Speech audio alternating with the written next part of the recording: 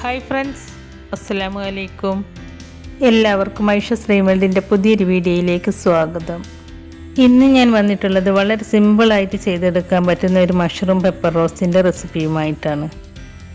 അതിന് ഞാനിവിടെ യൂസ് ചെയ്തിട്ടുള്ളത് ചിപ്പിക്കൂണാണ്, അതായത് ഓയിസ്റ്റർ മഷ്റൂം. അപ്പോൾ ഞാൻ ഈ മഷ്റൂം എങ്ങനെയാണ് ക്ലീൻ ചെയ്യുന്നത് എന്നുകൂടി ഈ വീഡിയോയിൽ കാണിക്കുന്നുണ്ട്. അതുപോലെ ഞാൻ ഈ ഒരു മസാല വെച്ച് ഒരു മസാലപ്പുട്ട് കൂടി തയ്യാറാക്കി എടുക്കുന്നുണ്ട്. അപ്പോൾ നമുക്ക് വീഡിയോയിലേക്ക് പോകാം. ഈ മഷ്റൂം റോസ്റ്റിൽ നമ്മളൊരു സ്പെഷ്യൽ മസാലയൊക്കെ ചേർത്തിട്ടാണ് കേട്ടോ ഉണ്ടാക്കിയെടുക്കുന്നത്.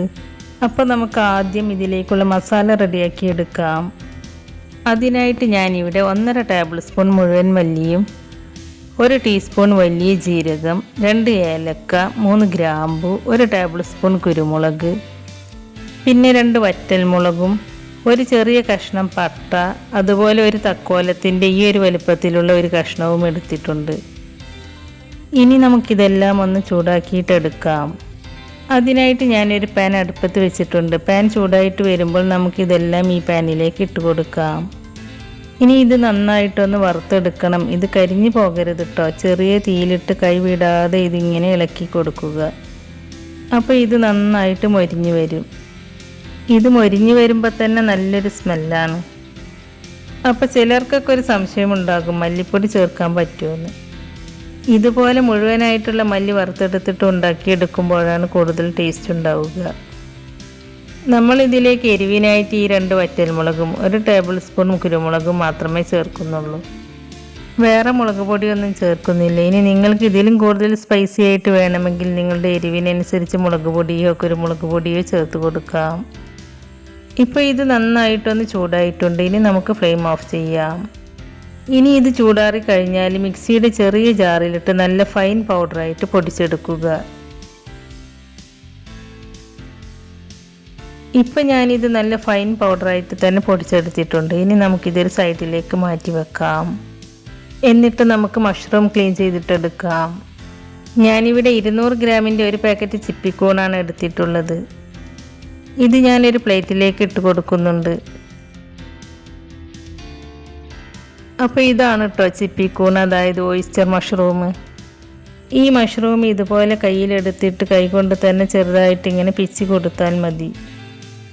കത്തിൻ്റെ ഒന്നും ആവശ്യമില്ല കേട്ടോ, ജസ്റ്റ് കൈ കൊണ്ട് ഇങ്ങനെ പിച്ചിയിട്ടാൽ മതി. ഇതുപോലെ നീളമുള്ളതൊക്കെ ഇതുപോലെ ഒന്ന് കൈകൊണ്ട് കട്ട് ചെയ്തെടുത്തിട്ട് ഇതുപോലെ ഒന്ന് പിച്ചി കൊടുക്കുന്നുണ്ട്. ഇത് കട്ട് ചെയ്തെടുക്കുന്ന സമയത്തൊന്ന് നോക്കുക കേട്ടോ, ഇതിൻ്റെ ബാക്കിൽ പുഴുവോ മറ്റെന്തെങ്കിലും പ്രാണികളൊക്കെ ഉണ്ടോ എന്ന്. ഇതിപ്പോൾ നിങ്ങൾക്ക് ഇഷ്ടമുള്ള ഏത് രീതിയിൽ വേണമെങ്കിലും കട്ട് ചെയ്തെടുക്കാം കേട്ടോ. ഞാനിപ്പോൾ ഇങ്ങനെയാണ് കട്ട് ചെയ്തെടുക്കുന്നത്.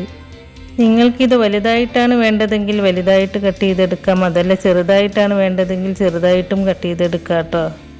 അതൊക്കെ നിങ്ങളുടെ ഇഷ്ടമാണ്. അപ്പോൾ ഇത് മുഴുവനും ഞാൻ ഇതുപോലെ പിച്ചിയെടുക്കുന്നുണ്ട്. ഇപ്പം ഞാനിതെല്ലാം ഇതുപോലെ കട്ട് ചെയ്തെടുത്തിട്ടുണ്ട്. ഇനി ഇത് നന്നായിട്ടൊന്ന് കഴുകിയെടുക്കണം. അതിനായിട്ടൊരു ബൗളിലേക്ക് കുറച്ച് മഞ്ഞൾപ്പൊടി ഇട്ട് കൊടുക്കുന്നുണ്ട്. എന്നിട്ട് അതിലേക്ക് ഇളം ചൂടുവെള്ളം ഒഴിച്ചു കൊടുക്കുക. എന്നിട്ട് ഈ വെള്ളത്തിലേക്ക് നമ്മൾ കട്ട് ചെയ്ത് വെച്ച കൂൺ ഇട്ട് കൊടുത്തിട്ട് ഒരു 5 മിനിറ്റ് നേരം ഇതുപോലെ മുങ്ങിക്കിടക്കുന്ന രീതിയിൽ ഇട്ട് വെക്കുക. ഇതുപോലെ 2 പ്രാവശ്യം ഞാൻ ചെയ്തെടുക്കുന്നുണ്ട്. അങ്ങനെ ഞാൻ ഒരു 5 മിനിറ്റിന് ശേഷം ഇത് നന്നായിട്ട് 2-3 തവണ നല്ല വെള്ളത്തിൽ കഴുകിയെടുക്കുന്നുണ്ട്. അതിനുശേഷം ഇതിലെ വെള്ളം മാറാനായിട്ട് ഞാനൊരു സ്ട്രെയിനറിലേക്ക് ഇട്ട് കൊടുക്കുന്നുണ്ട്. ഇതിലെ വെള്ളം മുഴുവനായിട്ട് പോകുന്നില്ല, കാരണം ഇതിലെ അറകളിലൊക്കെ വെള്ളം നിൽക്കും. ഇനിയിപ്പോൾ ഇത് പ്രസ് ചെയ്തിട്ട് വെള്ളം കളഞ്ഞെടുക്കുക എന്ന് വെച്ചാൽ ഈ മഷ്റൂം വെള്ളത്തിലൊക്കെ കലങ്ങി പോവുകയും ചെയ്യും. അതുകൊണ്ട് കുറച്ചൊക്കെ വെള്ളം ഉണ്ടായാലും കുഴപ്പമൊന്നുമില്ല. കുക്ക് ചെയ്തെടുക്കുന്ന സമയത്ത് ഈ മഷ്റൂമിൽ നിന്നും വെള്ളം ഇറങ്ങി വരും. അപ്പോൾ ആ വെള്ളത്തിൽ കുക്ക് ചെയ്തെടുത്താൽ മതി, വേറെ എക്സ്ട്രാ വെള്ളമൊന്നും ചേർത്ത് കൊടുക്കേണ്ട ആവശ്യമില്ല. ഇപ്പം ഞാൻ ഈ മഷ്റൂം ഒരു ബൗളിലേക്ക് ഇട്ട് കൊടുത്തിട്ടുണ്ട്. എന്നിട്ട് അതിലേക്ക് 1/2 ടീസ്പൂൺ മഞ്ഞൾപ്പൊടി ചേർത്ത് കൊടുക്കുന്നുണ്ട്. അതിനുശേഷം നമ്മൾ പൊടിച്ച് വെച്ച മസാല പൗഡറിൽ നിന്നും 2 ടീസ്പൂൺ ഇപ്പോൾ ഇതിലേക്ക് ചേർത്ത് കൊടുക്കുന്നുണ്ട്. ബാക്കി നമുക്ക് കുക്ക് ചെയ്യുന്ന സമയത്ത് ചേർത്ത് കൊടുക്കാം. പിന്നെ ഇതിലേക്ക് ആവശ്യമായ ഉപ്പും കുറച്ച് കറിവേപ്പിലയും 1 ടേബിൾ സ്പൂൺ വെളിച്ചെണ്ണയും ചേർത്ത് കൊടുത്ത് കൈകൊണ്ട് നന്നായിട്ടൊന്ന് മിക്സ് ചെയ്തെടുക്കുക. എന്നിട്ട് ഇത് 1.5 മണിക്കൂർ റെസ്റ്റ് ചെയ്യാനായിട്ട് വെക്കാം. എന്നാലേ ഇതിൽ മസാലയൊക്കെ നന്നായിട്ട് പിടിക്കുള്ളൂ. ഇനി നമുക്ക് മഷ്റൂം റോസ്റ്റ് ഉണ്ടാക്കാനായിട്ടുള്ള മസാല ഉണ്ടാക്കിയെടുക്കാം. അതിനായിട്ട് ഞാനൊരു കടായി അടുപ്പത്ത് വെച്ചിട്ട് അതിലേക്ക് 2 ടേബിൾ സ്പൂൺ വെളിച്ചെണ്ണ ഒഴിച്ച് കൊടുക്കുന്നുണ്ട്. എണ്ണ ചൂടായിട്ട് വരുമ്പോൾ 2 മീഡിയം സൈസിലുള്ള സവാള കട്ട് ചെയ്തത് ചേർത്ത് കൊടുക്കുക. ഈ സവാള പെട്ടെന്ന് വഴന്നു വരാൻ വേണ്ടിയിട്ട് ഞാൻ ഇതിലേക്ക് ഒരല്പം ഉപ്പ് ചേർത്ത് കൊടുക്കുന്നുണ്ട്. ഈ സവാളയിലേക്ക് ആവശ്യമായ ഉപ്പ് മാത്രം ചേർത്ത് കൊടുത്താൽ മതി കേട്ടോ, കാരണം നമ്മൾ മഷ്റൂമിൽ ഉപ്പിട്ട് വെച്ച് മസാല കൂട്ടി വെച്ചതാണ്. അപ്പോൾ ഉപ്പ് കൂടി പോകണ്ട, അത് പ്രത്യേകം ശ്രദ്ധിക്കണേ. ഇനി ഈ സവാള നല്ല സോഫ്റ്റായിട്ട് വരുന്നത് വരെ വഴറ്റിയെടുക്കുക. ഇപ്പോൾ ഈ സവാള ഒന്ന് വഴന്നു വന്നിട്ടുണ്ട്. ഇതിലേക്ക് 1 ടേബിൾ സ്പൂൺ ഇഞ്ചി വെളുത്തുള്ളി ചതച്ചത് ചേർത്ത് കൊടുക്കുന്നുണ്ട്. ഇഞ്ചിയും വെളുത്തുള്ളിയും ചേർത്ത് കൊടുത്തതിന് ശേഷം അതിൻ്റെ ആ പച്ചമണം പോകുന്നത് വരെ നന്നായിട്ടൊന്ന് വഴറ്റിയെടുക്കുക. ഇപ്പോൾ ഇഞ്ചിയുടെയും വെളുത്തുള്ളിയുടെയും ഒക്കെ ആ റോ ടേസ്റ്റ് മാറിയിട്ടുണ്ട്. ഇനി നമുക്കിതിലേക്ക് ഒരു വലിയ തക്കാളി കട്ട് ചെയ്തത് ചേർത്ത് കൊടുക്കാം. നിങ്ങളെടുക്കുന്ന തക്കാളി ചെറുതാണെങ്കിൽ 2 എണ്ണം വരെ ചേർത്ത് കൊടുക്കുക കേട്ടോ. ഞാനെടുത്ത തക്കാളി വലുതായതുകൊണ്ടാണ് 1 ചേർത്ത് കൊടുത്തത്. തക്കാളി ചേർത്ത് കൊടുത്തതിന് ശേഷം തക്കാളി നല്ല സോഫ്റ്റായിട്ട് വെന്ത് കിട്ടണം. തക്കാളി നല്ല സോഫ്റ്റായിട്ട് വെന്ത് വരാൻ വേണ്ടിയിട്ട് ഒരു 2 മിനിറ്റ് ലോ ഫ്ലെയിമിൽ ഇട്ടിട്ട് അടച്ച് വെച്ച് വേവിച്ചെടുക്കാം. 2 മിനിറ്റിന് ശേഷം തക്കാളി നല്ല സോഫ്റ്റായിട്ട് വെന്ത് കിട്ടിയിട്ടുണ്ട്. ഇനി നമ്മൾ നേരത്തെ പൊടിച്ചെടുത്ത മസാലയില്ലേ, അത് മുഴുവനായിട്ടും ഞാൻ ഇതിലേക്ക് ചേർത്ത് കൊടുക്കുന്നുണ്ട്. എന്നിട്ട് ഈ മസാലയുടെ പച്ചമണം പോകുന്നത് വരെ നന്നായിട്ടൊന്ന് മിക്സ് ചെയ്തെടുക്കുക. പിന്നെ ഞാൻ ഇതിലേക്ക് ഒരു 1/4 ടീസ്പൂൺ മഞ്ഞൾപ്പൊടി ചേർത്ത് കൊടുക്കുന്നുണ്ട്. നമ്മൾ മഷ്റൂമിൽ മഞ്ഞൾപ്പൊടി ചേർത്ത് കൊടുത്തതാണ്, അപ്പോൾ ഈ മസാലയിലേക്കുള്ള മഞ്ഞൾപ്പൊടി മാത്രം ചേർത്ത് കൊടുത്താൽ മതി. മഞ്ഞൾപ്പൊടി ചേർത്ത് കൊടുത്തതിന് ശേഷവും നന്നായിട്ടൊന്ന് മിക്സ് ചെയ്തെടുക്കുക. അതിനുശേഷം നമ്മൾ മസാല പുരട്ടി വെച്ച മഷ്റൂമില്ലേ, അത് ഇതിലേക്ക് ചേർത്ത് കൊടുക്കാം. മഷ്റൂം ചേർത്ത് കൊടുത്തതിന് ശേഷവും നന്നായിട്ടൊന്ന് മിക്സ് ചെയ്തെടുക്കുക.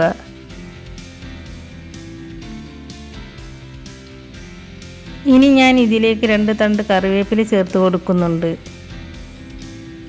പിന്നെ 3 പച്ചമുളക് നീളത്തിൽ കട്ട് ചെയ്തത് ചേർത്ത് കൊടുത്തിട്ട് നന്നായിട്ടൊന്ന് മിക്സ് ചെയ്തെടുക്കുന്നുണ്ട്. അതിനുശേഷം ലോ ഫ്ലെയിമിൽ വെച്ച് അടച്ച് വെച്ച് വേവിച്ചെടുക്കാം. ഇത് ഇടയ്ക്കിടയ്ക്ക് തുറന്നു നോക്കി ഇളക്കി കൊടുക്കണം കേട്ടോ, അല്ലെങ്കിൽ അടിയിൽ പിടിക്കാനുള്ള ചാൻസ് ഉണ്ട്. ഞാനിതിലേക്ക് ഒട്ടും തന്നെ വെള്ളം ചേർത്ത് കൊടുത്തിട്ടില്ല, കാരണം നമ്മൾ ഈ മഷ്റൂം കുറച്ച് നേരം വെള്ളത്തിലിട്ട് വെച്ചതല്ലേ. അപ്പോൾ ഈ മഷ്റൂമിൻ്റെ ഉള്ളിലൊക്കെ വെള്ളം കയറിയിട്ടുണ്ട്. അപ്പോൾ ഇത് കുക്കായിട്ട് വരുമ്പോൾ ഈ മഷ്റൂമിൽ നിന്നും താനെ വെള്ളം ഇറങ്ങി വരും. അപ്പോൾ ആ വെള്ളം വറ്റിയിട്ട് എണ്ണ തെളിയുന്നത് വരെ ലോ ഫ്ലെയിമിലിട്ടിട്ട് നമുക്കിത് കുക്ക് ചെയ്തെടുക്കാം. മഷ്റൂമിൻ്റെ ഏകദേശം കുക്കിംഗ് ടൈം എന്ന് പറയുന്നത് ഒരു 10 മിനിറ്റാണ്. 10 മിനിറ്റിന് ശേഷം തുറന്നു നോക്കി കുക്കായിട്ടുണ്ടോ എന്നൊന്ന് ചെക്ക് ചെയ്ത് നോക്കുക. കുക്കായിട്ടില്ലെങ്കിൽ ഒരു 2-3 മിനിറ്റ് കൂടി അടച്ച് വെച്ച് വേവിച്ചെടുത്താൽ മതി. ഇനി നമുക്കിതിൽ ഉപ്പൊക്കെ ഒന്ന് ചെക്ക് ചെയ്ത് നോക്കാം. ഉപ്പൊക്കെ ഇതിൽ കറക്റ്റാണ്, ഇനി ചേർത്ത് കൊടുക്കേണ്ട ആവശ്യമൊന്നുമില്ല. ഇനി നമുക്കിതിലേക്ക് കുറച്ച് മല്ലിയില കൂടി ചേർത്ത് കൊടുക്കാം. മല്ലിയില ചേർത്ത് കൊടുത്തതിന് ശേഷവും മിക്സ് ചെയ്തെടുക്കുക. ഇപ്പോൾ ഈ മഷ്റൂമൊക്കെ നന്നായിട്ട് വെന്ത് കിട്ടിയിട്ടുണ്ട്.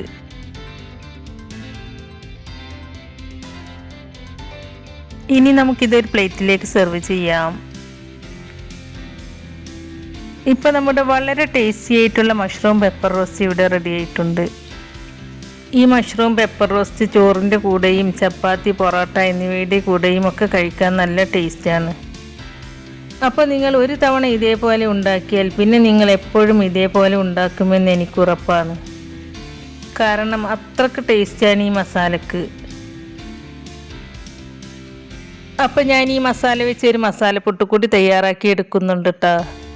അതിനായിട്ട് 1 കപ്പ് പുട്ടുപൊടി എടുത്ത് സാധാരണ നമ്മൾ പുട്ടിന് കുതിർത്തെടുക്കും പോലെ പുട്ടുപൊടിയിലേക്ക് കുറച്ച് ഉപ്പിട്ട് കൊടുത്ത് വെള്ളം കുറേശ്ശെയായി ഒഴിച്ചു കൊടുത്ത് ഞാനിവിടെ പുട്ടുപൊടി നനച്ച് വെച്ചിട്ടുണ്ട്. ഇനി നമ്മൾ നോർമലി പുട്ടുണ്ടാക്കുന്നത് പോലെ പുട്ടുകുറ്റിയിലേക്ക് ചില്ലിട്ട് കൊടുക്കാം. അതിനുശേഷം ഈ പുട്ടുകുറ്റിയിലേക്ക് നമ്മൾ ഉണ്ടാക്കി വെച്ച മസാല ഇട്ട് കൊടുക്കാം. നിങ്ങൾക്ക് തേങ്ങ ഇഷ്ടമുള്ളവരാണെങ്കിൽ ആദ്യം തേങ്ങ ഇട്ട് കൊടുക്കുന്നതാണ് കേട്ടോ നല്ലത്. തേങ്ങ ഇട്ട് കൊടുത്തതിന് ശേഷമാണ് മസാല ഇട്ട് കൊടുക്കുന്നതെങ്കിൽ പുട്ടിന് പെട്ടെന്ന് ആവി വരും. ഇങ്ങനെ ചെയ്യുമ്പോൾ 2-3 മിനിറ്റ് കൂടുതൽ ടൈം എടുക്കും ആവി വരാനായിട്ട്. ഞാനിവിടെ മക്കൾക്ക് തേങ്ങ ചേർക്കുന്നത് ഇഷ്ടമില്ലാത്തതുകൊണ്ടാണ് ഇങ്ങനെ ഉണ്ടാക്കിയെടുക്കുന്നത്. അപ്പം ഞാൻ വീണ്ടും പുട്ടുകുറ്റിയിലേക്ക് മസാല ഇട്ട് കൊടുക്കുന്നുണ്ട്. മസാലയുടെ അളവ് എന്ന് പറയുന്നത് അതൊക്കെ നിങ്ങളുടെ ഇഷ്ടമാണ് കേട്ടോ. ചിലർക്ക് കൂടുതൽ മസാല വേണ്ടി വരും, ചിലർക്ക് കുറച്ച് മസാല വേണ്ടി വരും. അപ്പോൾ അതൊക്കെ നിങ്ങളുടെ ഇഷ്ടത്തിനനുസരിച്ച് ചേർത്ത് കൊടുക്കുക. മസാല ഇട്ട് കൊടുത്തതിന് ശേഷം ഞാൻ വീണ്ടും പുട്ടുപൊടി ഇട്ട് കൊടുക്കുന്നുണ്ട്. ഞാനിവിടെ ഒരു 3 ലെയറായിട്ടാണ് കേട്ടോ പുട്ടുണ്ടാക്കിയെടുക്കുന്നത്. പുട്ടുപൊടി ചേർത്ത് കൊടുത്തതിന് ശേഷം ഇതിൻ്റെ മുകളിലേക്ക് കുറച്ചുകൂടി മസാല വെച്ച് കൊടുക്കുക. അപ്പോൾ ഇത്രയേ ഉള്ളൂ കേട്ടോ. പുട്ടുകുറ്റിയിൽ മസാലയും പുട്ടുപൊടിയും ഒക്കെ നിറച്ച് കഴിഞ്ഞിട്ടുണ്ട്. ഇനി നമുക്ക് അടച്ചു വെച്ച് നോർമൽ പുട്ട് ചുട്ടെടുക്കുന്നത് പോലെ ചുട്ടെടുക്കാം. അപ്പോൾ ഞാനിവിടെ കുറച്ച് വെള്ളം തിളക്കാനായിട്ട് അടുപ്പത്ത് വെച്ചിട്ടുണ്ടായിരുന്നു. ഇപ്പോൾ ഈ വെള്ളം തിളച്ച് വന്നിട്ടുണ്ട്. ഇനി ഇതിൻ്റെ മുകളിലേക്ക് പുട്ടുകുറ്റി ഇറക്കി വെച്ച് കൊടുക്കുക. എന്നിട്ട് നല്ലതുപോലെ ആവി വരുന്നത് വരെ വേവിച്ചെടുക്കുക. ഇപ്പം നമ്മുടെ പുട്ടിന് നല്ലതുപോലെ ആവി വന്നിട്ടുണ്ട്. നിങ്ങൾക്കത് കാണാൻ പറ്റുന്നുണ്ടാവും.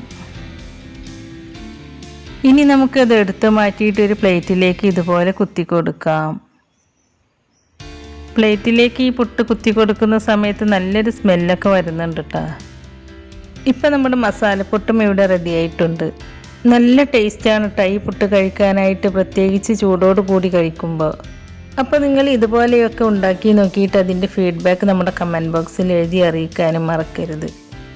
അപ്പോൾ നമ്മുടെ ഇന്നത്തെ ഈ 2 റെസിപ്പിയും നിങ്ങൾക്ക് ഇഷ്ടമായിട്ടുണ്ടെങ്കിൽ ലൈക്ക് ചെയ്യുകയും നിങ്ങളുടെ ഫ്രണ്ട്സിനും ഫാമിലിയിലേക്കൊക്കെ ഒന്ന് ഷെയർ ചെയ്ത് കൊടുക്കുകയും അതുപോലെ നമ്മുടെ ചാനൽ സബ്സ്ക്രൈബ് ചെയ്യാതെ പുതുതായി ആരെങ്കിലും കാണുന്നവരുണ്ടെങ്കിൽ ഒന്ന് സബ്സ്ക്രൈബ് ചെയ്ത് സപ്പോർട്ട് ചെയ്യുകയും ചെയ്യണേ.